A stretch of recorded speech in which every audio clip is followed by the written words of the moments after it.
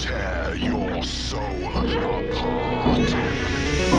Presto, you're dead.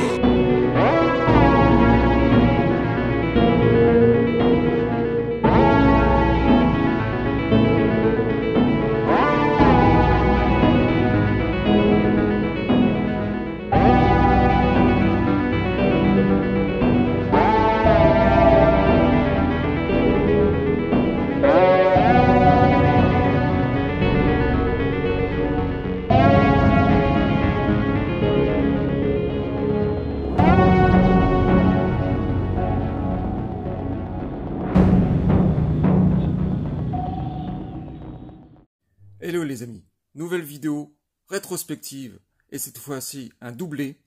On va parler de deux artistes qui sont liés, le réalisateur Roland Joffé et le compositeur Ennio Morricone. C'est parti. Un film qui vous bouleversera, qui vous changera et qui laissera en vous une marque indélébile.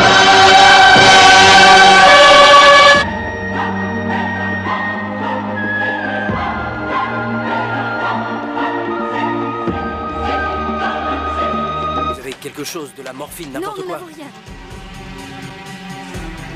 Ne faites pas ça, voyons. Les dieux n'ont pas voulu que ce soit facile d'être un homme. Et je crois que c'est pour ça qu'on se sent tellement bien quand on y arrive quand même.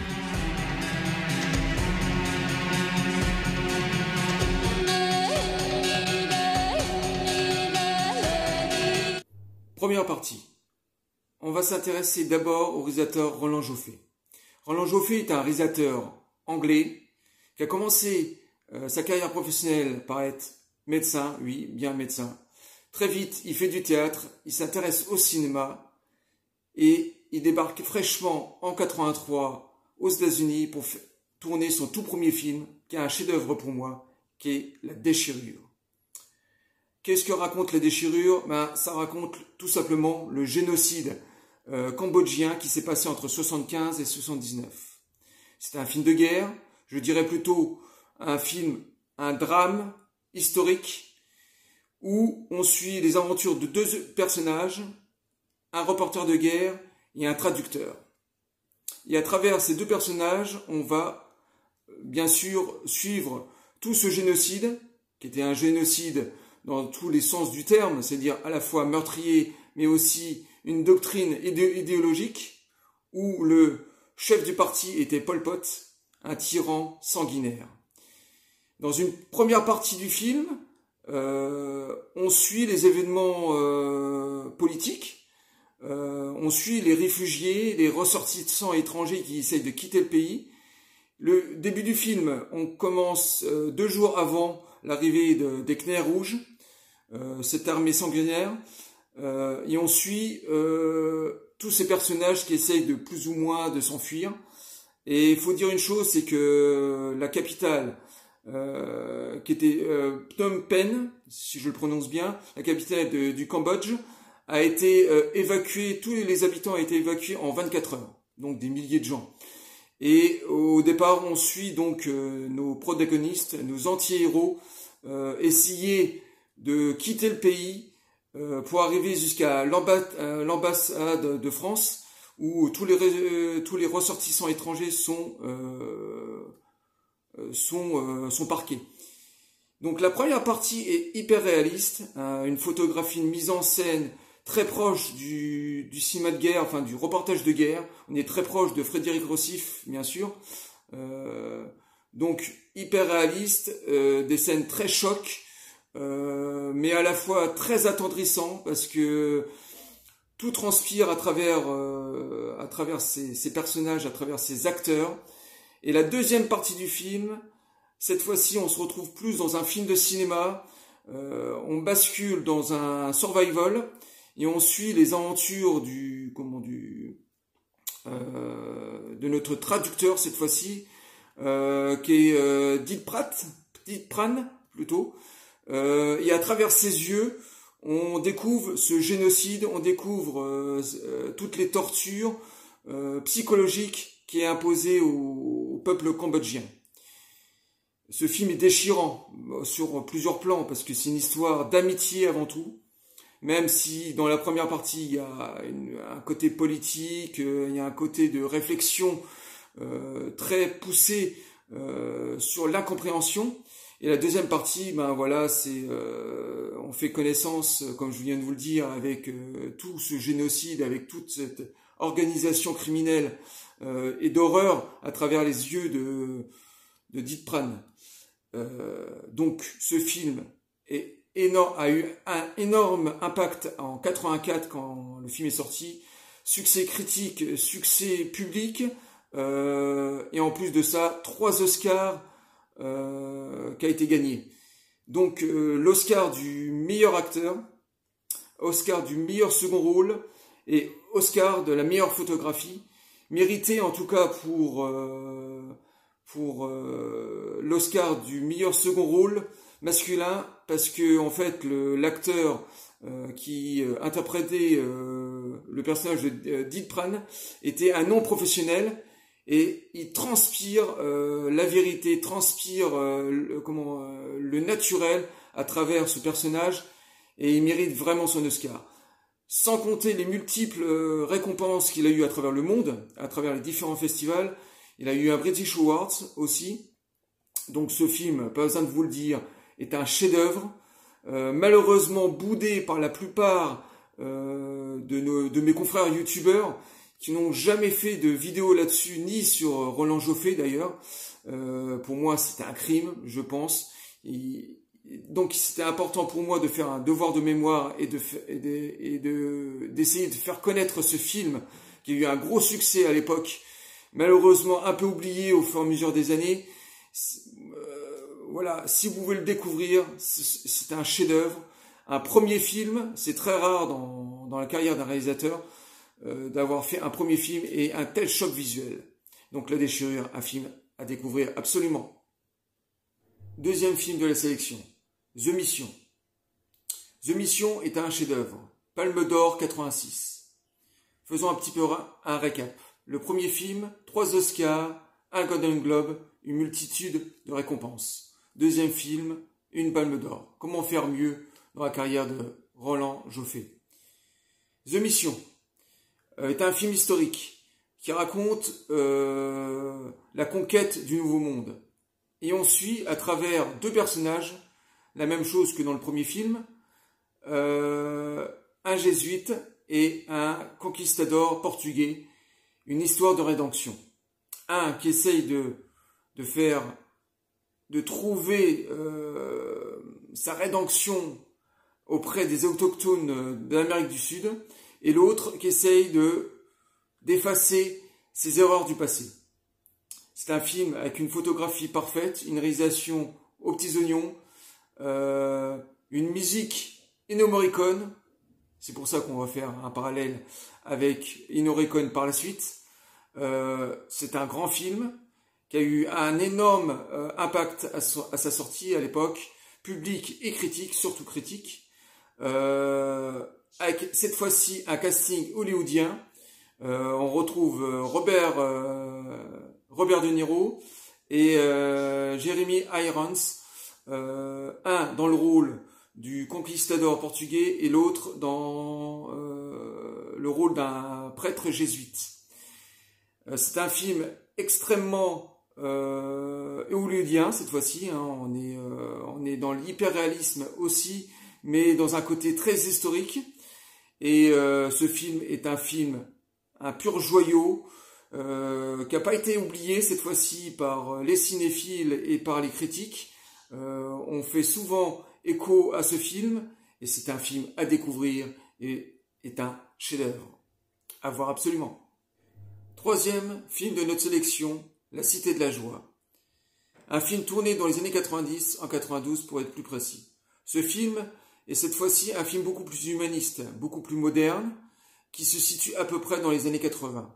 On suit les aventures de Max, un jeune géorgien de Houston, qui a fui le pays après une erreur professionnelle. On le retrouve au bout de quelques années en Inde, à Calcutta, pour être plus précis. Sur place, il va faire la connaissance des habitants de la ville, et malgré et malheureusement, je dirais plutôt, il va être confronté à la pègre locale. Il va retrouver un semblant de vie, un sens à sa vie, au milieu de ses habitants. C'est un film très hollywoodien, très réaliste cette fois-ci, toujours pareil chez Roland Joffé. C'est un film qui a été énormément bien accueilli, aussi bien par la presse que par la critique et le public. Au casting, on retrouve bien sûr la méga star à l'époque, qui était Patrick Swayze, qui est très vrai dans son personnage, qui est très juste, et on retrouve une multitude de personnages en couleur, très humains. Mais malgré ce troisième choix, au sein de cette sélection, c'est quand même le seul film qui est légèrement en dessous des deux premiers. Ce film est un petit joyau qui a été malheureusement un tout petit peu oublié, c'est vrai, même malgré le casting, malgré qu'il y a Patrick Swayze au casting, ce film a été légèrement oublié par le temps. Et voilà, on fait ce devoir de mémoire en parlant de ce magnifique film. C'est un film à voir, un film culte. Voilà, après la sélection de ces 3 grands films de Roland Joffé aura fait 14 films au total dans sa carrière. Alors, il va un petit peu s'éparpiller en faisant un film d'action, un autre film, d'autres films historiques. Maintenant, Roland Joffé, à 75 ans, ne réalise plus de films. En tout cas, ça fait bien longtemps qu'il n'en a pas fait. Et rien que pour tout ça, on dit un grand merci à ce grand réalisateur qui a commencé très très fort et qui a fini par faire des films un peu plus modestes, mais toujours avec une photographie parfaite et une réalisation splendide. Et rien que pour ça, on fait un grand merci, monsieur Roland Joffé.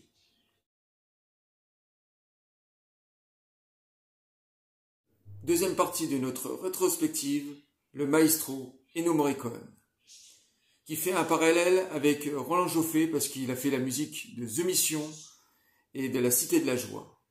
Que dire sur ce grand compositeur qui est Ennio Morricone? Plus de 400 musiques de films, des chefs-d'œuvre, des grandes compositions, des grands scores, et on va commencer cette sélection tout de suite. Alors, je vous présente ce magnifique coffret qui est sorti à peu près il y a 1 an et demi en France, qui relate une trentaine de films les plus connus d'Ennio Morricone, avec quelques raretés, quelques pièces totalement inédites. Donc on va essayer de le parcourir. Donc bien sûr, il y a... ça va être dur de montrer les photos, mais voilà. Hop, on va le présenter comme ça. Voilà. Donc là, belle photo. Bien sûr, il y a il y a la trilogie du dollar, bien sûr, de Sergio Leone. Donc tout le segment Sergio Leone. Donc les 3 films.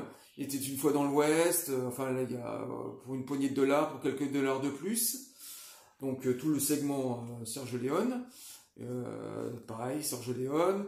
Henri Verneuil, c'est pareil, hein, tous les films, Le Marginal, Le Peur sur la vie, voilà, et j'en passe et d'autres, le clan des Siciliens, donc toute cette période-là.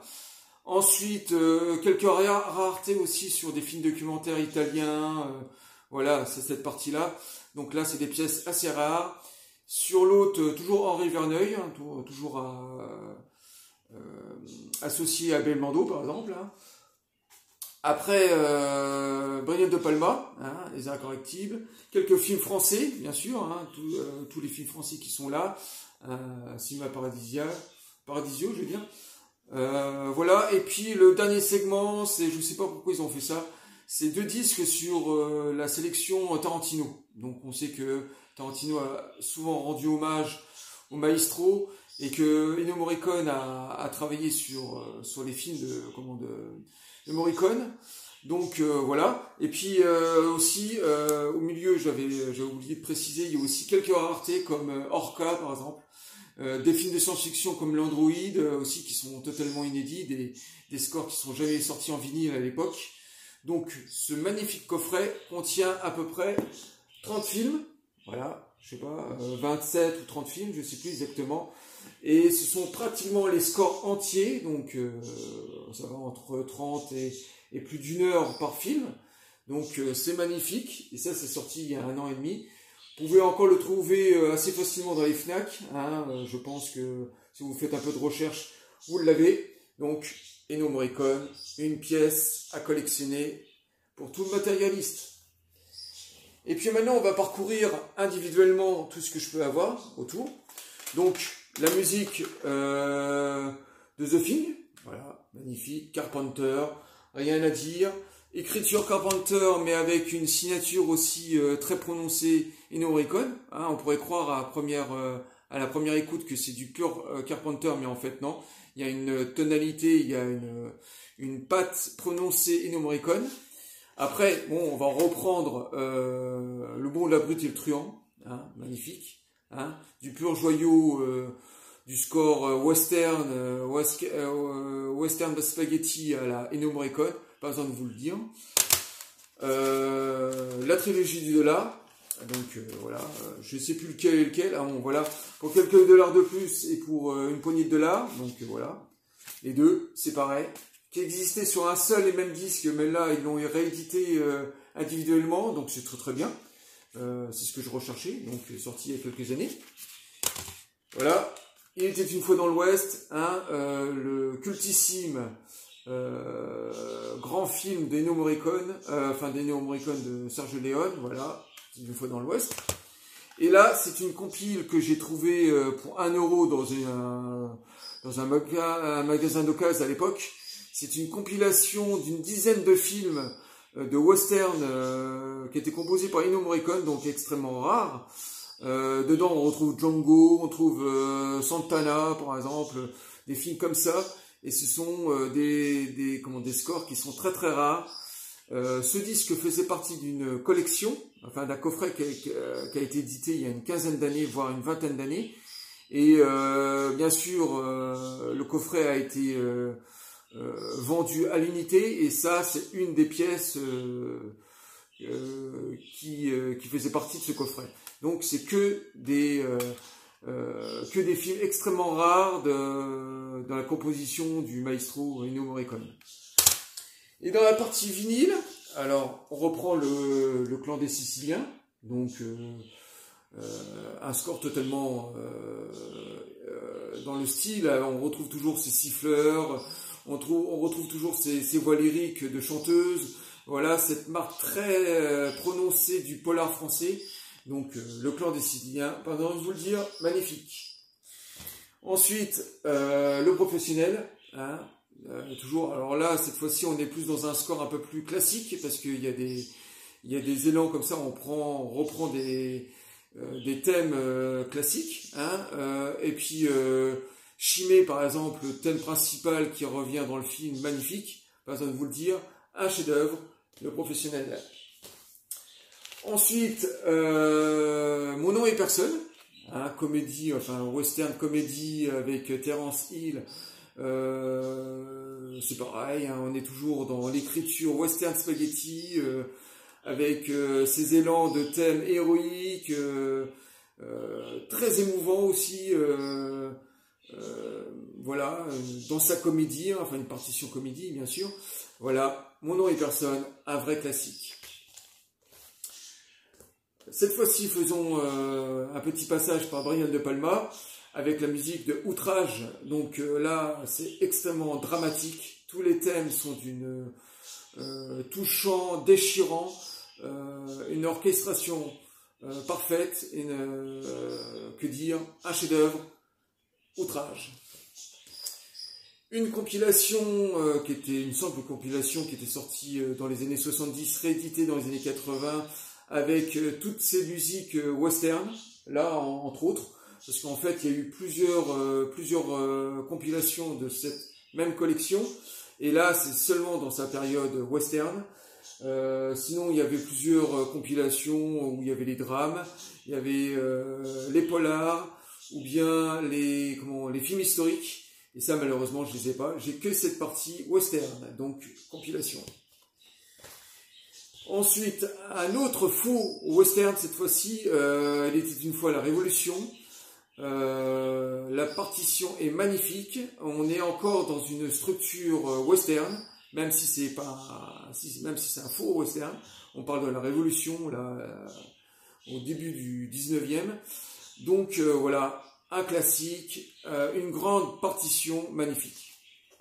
Voilà. Et pour finir, je montre ce coffret magnifique de Belmondo, parce que dans ce coffret, on retrouve tous les films d'Henri Verneuil, donc forcément associés au Maestro. Donc on retrouve Le Marginal, on retrouve Peur sur la vie par exemple. Et c'est un coffret qui contient 3 vinyles. Bien sûr, il n'y a pas que du Ennio Morricone, hein, c'est une des parties de la carrière de Belmondo. Et voilà, j'ai trouvé ça sur une brocante, j'ai acheté ça 2 € le coffret. J'ai même le coffret Alain Delon qui est exactement dans le même style, hein, en fait c'est le coffret identique avec pareil 3 vinyles. Donc ça, là on a à peu près 2 heures de musique hein, sur les 3 vinyles et on reprend les grands thèmes bien sûr de Ennio Morricone et d'autres de la période de Belmondo et d'Henri Verneuil. Super coffret. Voilà. Ben voilà, on a fini cette rétrospective, ce doublon en fait, hein, Roland Joffé et le maestro Ennio Morricone. Ennio Morricone est décédé depuis très peu, enfin ça, je pense que ça fait à peu près 1 an qu'il est décédé maintenant. Il nous a fait plus de 400 musiques de films. C'est un des plus connus compositeurs à travers le monde. Et rien que pour ça, monsieur le maestro, on vous dit un grand merci. Voilà, mes amis, on a fini cette rétrospective. J'espère avoir réussi ce doublon. Et je vous dis à très bientôt. Et merci de m'avoir suivi.